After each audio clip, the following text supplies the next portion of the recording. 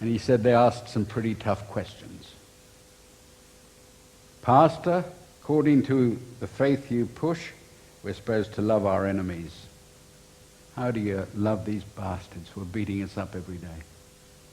And the pastor said, I didn't know how to answer, except to say you can't keep nurturing hatred. Somehow you have to deal with it. Might take you a year or two.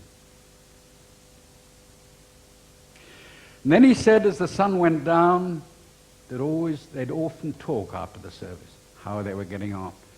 But he said there was always a hush as the sun came down. He said, I'd look at that big group on One Tree Hill and they'd all be looking south down to where Australia was.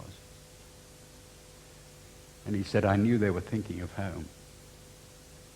Little block tucked into the Great Dividing Range, little home in a suburb in Brisbane or Adelaide, have a girlfriend, a couple of kids, and their spirits were burning to get back to their own home, their free country. And then one day the Japanese flag came down and up went the Union Jack. It wasn't the Aussie flag because two Britishers had managed to piece together a Union Jack out of bits of cloth. But it didn't matter.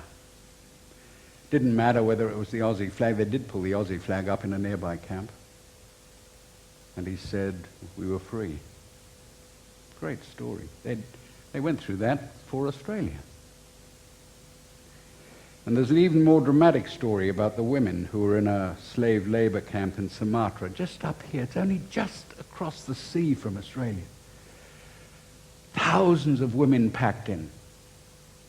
And the one who put that together was an Australian woman, because they were losing their faith and their hope so fast. And she said, we meet even if it's at midnight after the day's work, and we've got to talk, and we've got to build each other up, and let's sing our national songs. There were so many races they couldn't even converse together, in so many languages. And so each nation used to sing their songs. 10 or 11 o'clock at night after 16 hours of work and being beaten up. And then they ran out of songs, and she put together a human orchestra. She divided the whole of that camp up. She wrote the music from memory, from old scores and oratorios and operas. And one group of women were cellos, and one group of women were violins, and another group were flutes, and another group were clarinets. And one evening, up into this camp went the sound of a human orchestra. And the commandant, who was over 6 foot, which is very unusual for the Japanese people, and was really brutal, came down. He wasn't going to have this. And he came in and he heard what must have been an angelic sound, and he stopped and bowed and backed out. One Australian woman. And after it was finished, after the war was over, they ran a concert in Adelaide. And the remnants of that camp repeated their human orchestra. And the whole of the audience who'd come to hear were in tears as they heard the sounds of literally angels going up. That's our heritage. That's what every kid in Australia should be taught. And most of them have never heard of it. They know instinctively something happened. That's why they go to Gallipoli. But they've never been told the story of how freedom was won in this country. And now a group of bloody money people think they're going to take it away from us.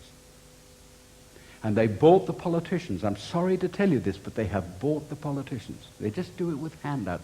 What's Peter Beattie doing, speaking at a luncheon on the Gold Coast in a couple of weeks? $2,000 a plate. We know it's corruption. They've done it to the Liberals and the Labour and the National. They've bought our politicians. And somehow we've got to get it back. And the only hope we've got are groups like your own, young Australians coming through. You're incredibly important. Each one of you. You might say, I can't do anything. If you can do no more than spend $50 out of your housekeeping budget on Australian-made products, you're making a difference.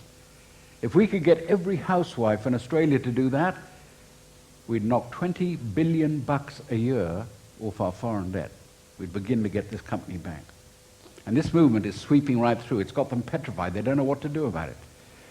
Dick Smith may not have it all right, but I tell you what, he's saying the right message. We've got to get Australia back. Sovereignty belongs to us, to each of us and our kids. And if we can do that, what a great country Australia's going to be. It's a sad country at the moment. But it's going to be a great country. And it's going to be great not because we're powerful and have atomic weapons, but because each of us is fiercely loyal to this idea of freedom. We're a free country, and the title deeds belong to us. We don't want to oppose any other nation, but we do want the title deeds to our own backyard. And if we do that, people will say, God, those Aussies got it right. Best place in the world to go, you know. Their mateship is extraordinary. Their freedom is incredible. Their humor is abundant. And that's what I'm looking forward to. Thank you very much.